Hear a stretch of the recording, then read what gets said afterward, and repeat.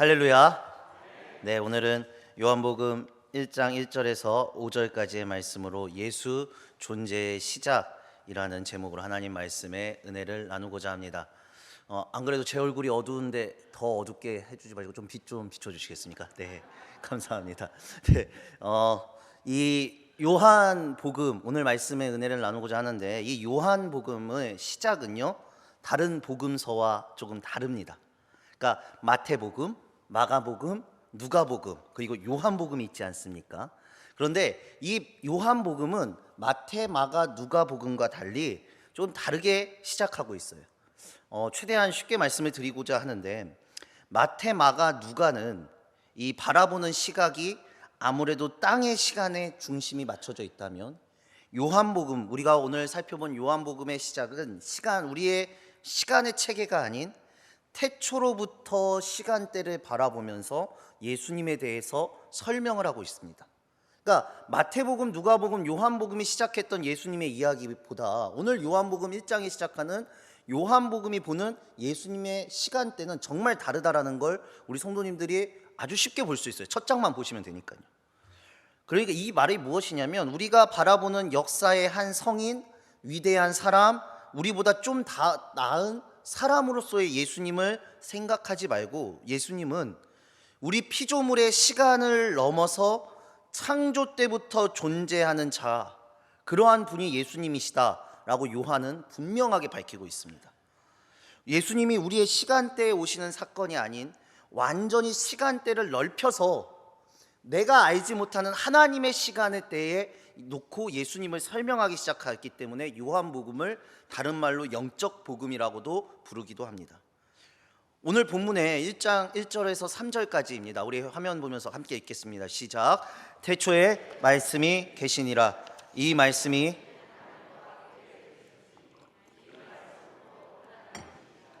그가 태초에 하나님과 함께 계셨고 만물이 그로 말미암아 지은 바 되었으니 지은 것이 하나도 그가 없이는 된 것이 없느니라. 아멘. 자, 여러분들 이 말씀을 읽으면 딱 어떤 생각이 드십니까? 저는 창세기가 떠오릅니다. 요한복음 1장 1절을 보니까 창세기 1장 1절이 떠오르지 않습니까? 태초에 하나님이 천지를 창조하시니라. 오늘 본문 1절도 그렇죠. 태초에 말씀이 계시니라. 이 창세기 1장 1절에서 말하는 태초와 요한복음 1장 1절에서 말하는 태초, 똑같은 단어의 태초지만 이 두 단어의 의미는 살짝 다릅니다. 이 의미를 아셔야 되는데, 창세기 1장 1절에 태초에 하나님이라고 얘기했을 때 태초는요, 하나님이 이스라엘 백성들을 시내산에서 모아서 이스라엘 백성들에게 우리를 애굽에서 구원하고 끄집어내신 분이 누구인지를 알려주시면서 하나님의 백성이 어떻게 살아가야 될지를 알려주시면서, 하나님은 다른 애굽의 신들보다 조금 더 세서 대단한 분이 아니라 시간과 공간을 창조하셨던 유일무이한 신이다 라고 알려주시기 위해 서술한 단어가 창세기 1장 1절의 태초예요. 그러니까 하나님이라는 분, 창세기에 나오는 태초의 의미는 하나님이 시간과 공간을 창조하신 창조주이시다라는 표현이에요. 근데 하나님으로 말미암아 시간이 시작되었고 하나님으로 말미암아 만물이 시작되었다는 거예요. 하나님이 이 시작의, 세상 모든 것의 시작의 근원이다를 설명하는 게 창세기 1장 1절입니다. 그래서 이 창세기 1장 1절의 태초는 시간의 시작과 시간의 만듦이 포함되어 있어요. 그런데 요한복음 1장 1절에 나오는 태초는 시간과 공간이 창조되기 전 초시간적 개념을 가지고 있어요. 초시간적 개념을 이해하기 어려우시면 쉽게 말씀드려서, 우리가 시간이라는 게 시작되었고 하나님이 시간을 만드시기 바로 전에 그것을 이야기하는 거예요. 그러니까 우리가 생각하고 있는 시간과 공간이 하나님께서 만드시기 전에 그 시간대를 태초라고 얘기하고 요한복음은 풀어가고 있다는 거예요. 우리 인간의 시간대가 아니라는 거예요. 창세기 1장 1절의 태초라는 시간과 공간은 우리 인간이 인지할 수 있는 시간과 공간입니다. 그런데 요한복음의 1장 1절에 나오는 태초라는 단어는 우리 인간이 인지할 수 없는, 시간을 체크할 수 없는, 시간을 볼 수 없는 그런 시간과 공간을 얘기해요. 이미 만물이 시작되기, 우리 모두가 시작되기 전에 있었던, 존재했던 것을 요한복음은 이야기하고 있어요. 즉 요한복음은 우리가 인지할 수 없는 것, 우리가 이해할 수 없는 것, 그것들을 이야기한다는 거예요. 우리가 이해하는 것을 넘어서서 보면서 얘기해요. 예수님이 어떤 존재였는가. 그런데 재미있는 건 그 태초, 초시간적인 태초에 누가 계시냐면 말씀이 계셨다라고 얘기해요. 말씀. 아니 그냥 예수님이 계셨다고 얘기하면 우리가 이해하기 편할 것 같은데 말씀이 계신대요. 태초에 말씀이 계시느니라 라고 얘기해요.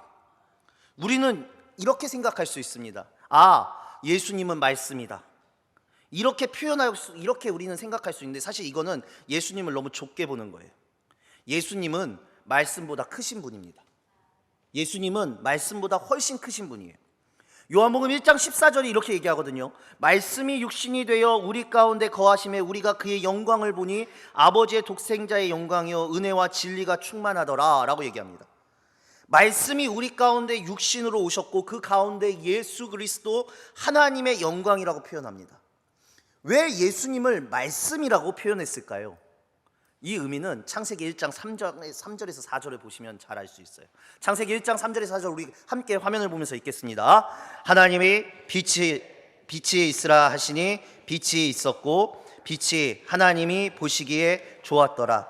하나님이 빛과 어둠을 나누사 하면, 자 3절을 보면, 창세기 3절을 보면 하나님이 이르시되 빛이 있으라 하니까 빛이 있었대요. 자 이것을 우리 한번 상상해 봅시다. 하나님이 단순하게 뭐 한국말로 하셨을지 영어로 하셨을지 뭐로 하셨을지 모르겠습니다만, 자 빛이 생겨라 하니까 빛이 뿅 하고 이렇게 생긴 걸 말씀하시는 게 아니에요. 하나님이 하나님의 의지를 가지고, 지금 중요합니다. 하나님의 의지를 가지고 하나님의 뜻을 가지고 그분의 마음에 결정을 하시면 그 결정이 행위로 표현된다는 거예요. 즉 하나님이 마음속으로 마음 먹으시면 그것이 모습 속으로 보여진다라는 걸 얘기해요. 그래서 오늘 본문의 1장에서 3절까지가 예수님이 말씀이라고 이야기하시는 이유가 뭐냐면, 하나님께서 세상을 창조하셨을 때에 그때 하나님이 혼자 하신 것이 아니라 하나님께서 세상을 향한 의지와 뜻을 누구를 통해서 실현했냐? 바로 예수를 통해서 실현하시겠다라는 것, 실현하셨다라는 것을 선포하시는 거예요. 그러니까 하나님, 쉽게 말씀드려서 하나님이 말씀으로 선포하셨잖아요. 말씀으로 빛을 만드셨잖아요. 예수 그리스도가 말씀이래요. 즉 예수님은 하나님의 의지라는 거예요. 하나님의 뜻 자체가 예수 그리스도라는 거예요. 이걸 이해가 돼야 돼요. 이게 어려운데 이게 이해가 되면 예수님의 의미가 다가오거든요. 그래서 예수를 말씀이라고 해요. 말씀 자체가 하나님의 뜻과 하나님의 의지를 가지고 예수님을 통해 그 하나님의 의지를 실현하시겠다라는 것이 창세기와 요한복음을 봐야만 보이는 그 맥이거든요. 하나님으로 말미암아 이 세상의 만물이 지어졌다면, 즉 예수님을 통해서만 이 만물이 제대로 다시 시작할 수 있다는 거예요. 다시 하나님께서 세상을 만드셨어요. 만물을 만드셨잖아요. 근데 이 만물이 파괴되어지고 이 세상이 죄 가운데 안 좋아지잖아요. 이 모든 것들이 다시 하나님이 만드신 아름다움으로 되기 위해선 오직 말씀, 주님의 의지가 담긴 예수 그리스도를 통해서만 온전하게 바뀔 수 있다는 거예요. 그래서 우리가 예수를 바라봐야 된다는 겁니다. 자 1절에 보시면 태초에 말씀이 계시니라 라고 얘기해요. 태초에 요한복음 1장 1절에 보면 태초에 말씀이 계신다는 건 어려운 말이지만 이 예수님의 선제성이라고 신학에서는 얘기합니다. 이거 잊으셔도 돼요.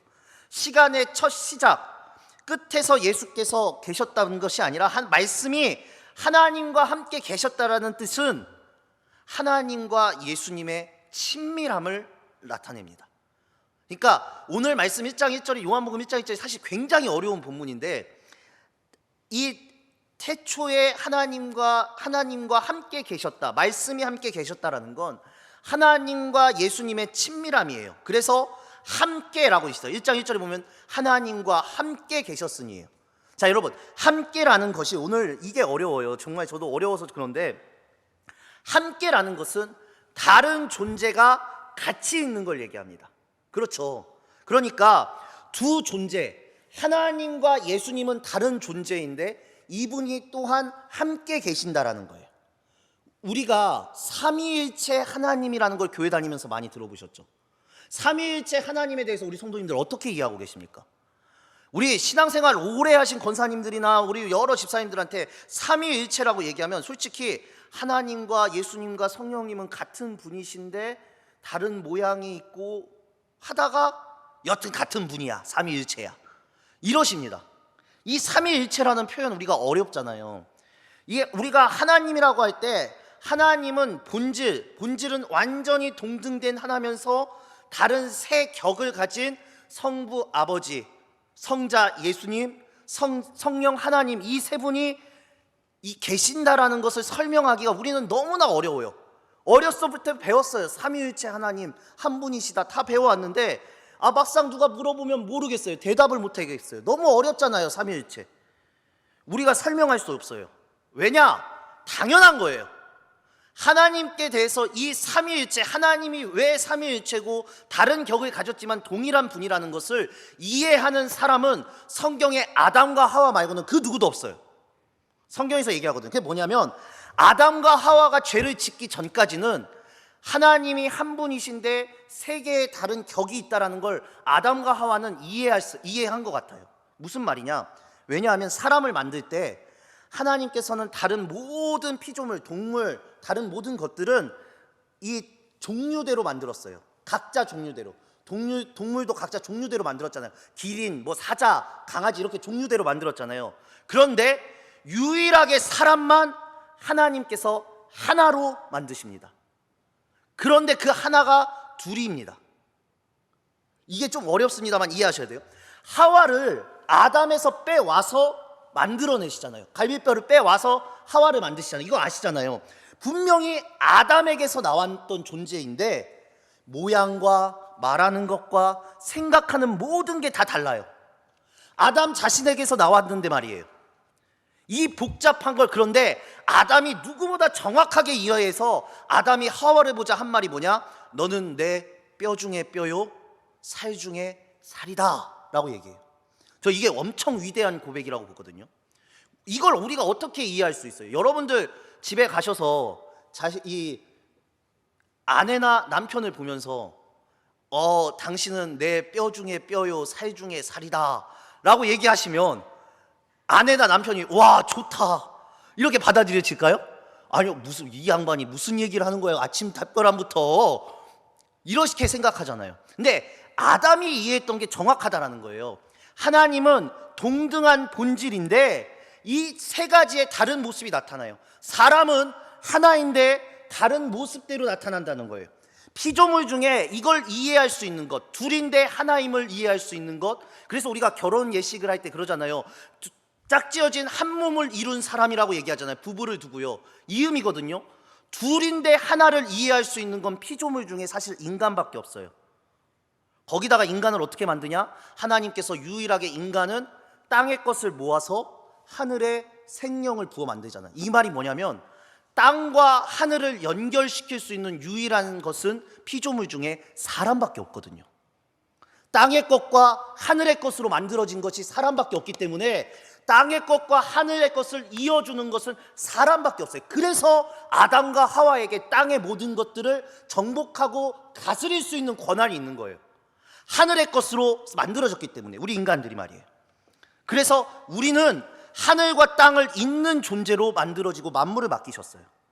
그래서 아담과 하와는요, 사실 하나님이 한 분이면서 세 분이라는 것을 이해했어요.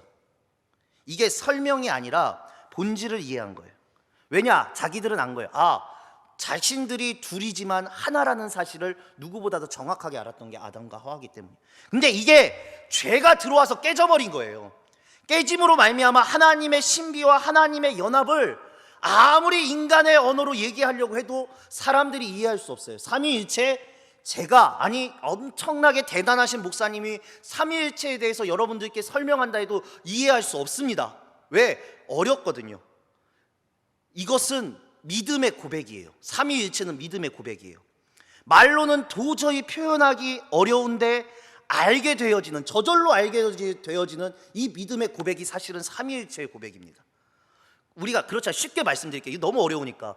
부부로 살다 보면 서로가 서로를 알게 되고 내 아내에 대해서, 내 남편에 대해서 설명하지 않아도 알게 되잖아요. 다른 사람한테 내 아내와 내 남편을 얘기할 땐 내 말로는 도저히 내 남편과 내 아내를 설명할 수 없잖아요. 그런 거예요. 우리가 한 몸을 이루었는데 이해하지 못하는 것, 이것과 같다는 거예요. 근데 아담과 하와만 이해했어요. 이게 죄 때문에 깨진 거예요. 우리는 삼위일체 이해할 수 없어요. 그래서 예수님이 이렇게 얘기하시는 거예요. 하나님과 똑같이, 하나님과 처음부터 존재한 분이다라고 요한복음은 얘기해요. 그렇고 독립된 존재라고 얘기해요. 근데 우리가 잘못 생각하는 게 뭐냐면 하나님 밑에 예수님이 계신다라고 생각해요. 이게 맞는 말입니까? 틀린 말이에요. 그래서 1절 요한복음 오늘 본문 1절에 뭐라고 얘기하냐면 이 말씀은 곧 하나님이시라라고 얘기해요. 그러니까 하나님과 예수님은 이 위아래의 관계가 아니라 동일한 관계예요. 빌립보서 2장 6절이 이렇게 얘기합니다. 그는 근본 하나님의 본체시나 하나님과 동등됨을 취할 것으로 여기지 아니하시고, 하나님이 본질 자체는 하나예요. 그가 하나님이에요. 예수 그리스도는, 제가 이 얘기를 오늘 왜 이렇게 어려운 얘기 길게 하느냐, 예수님은요 신적인 능력, 그럴싸한 능력, 기적을 일으키는 자가 아니라 신 자체, 하나님 자체가 예수님이십니다. 이걸 요한이 말하고 싶은 거예요. 요한은 지금 그 얘기를 하고 싶어요. 우리의 시간 안에, 우리의 공간 안에 예수님이 오셨어요. 우리가 인지할 수 있는 시간과 공간 안에 예수님이 오셨는데, 그렇다고 해서 우리가 예수님을 안다고 해서 신적 능력을 가진 다른 성인들과 같은 분이 예수가 아니라 예수님은 신 자체이다. 예수님은 시간과 공간을 뛰어넘는 그분 자체이다를 요한은 얘기하고 싶었던 거예요. 그러면서 예수님은 정확하게 얘기해요. 그 다음에 2절, 본문 2절 이렇게 얘기합니다. 그가 태초에 하나님과 함께 계셨고, 자, 하나님과 함께 계셨고입니다. 자, 요한복음 14장 7절에서 9절이에요. 조금 어렵지만 이 말씀을 봐야 될 것 같아요. 우리 함께 읽겠습니다. 시작. 너희가 나를 알았다면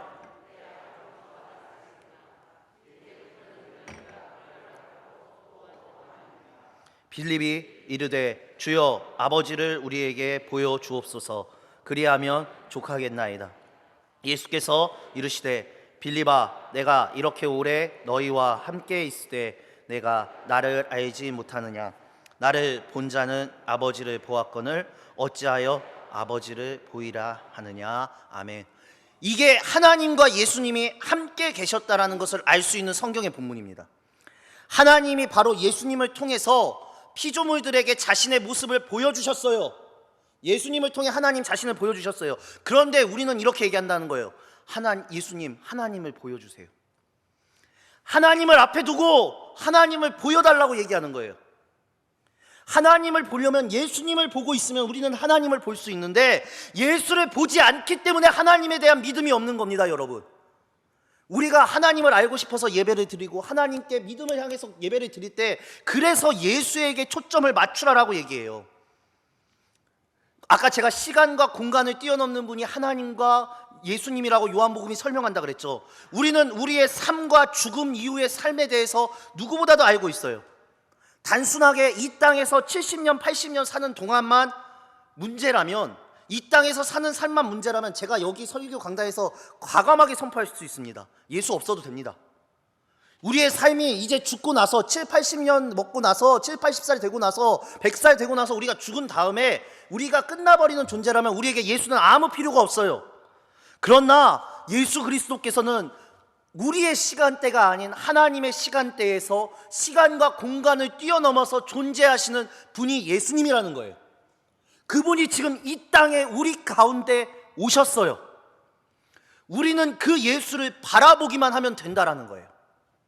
그게 제가 계속 얘기하는 예수에 대한 믿음의 핵심입니다, 여러분. 왜 교회에서 예수 얘기만 해? 맞죠? 교회 그 자체는 예수이기 때문에. 우리가 왜 예수만 바라봐야 돼? 맞죠? 우리의 삶은 예수로만 새로워지고 예수로만 다시 시작할 수 있고 예수로만 창조되기 때문에. 그래서 이 땅에 하나님이 예수님을 보내셨거든요.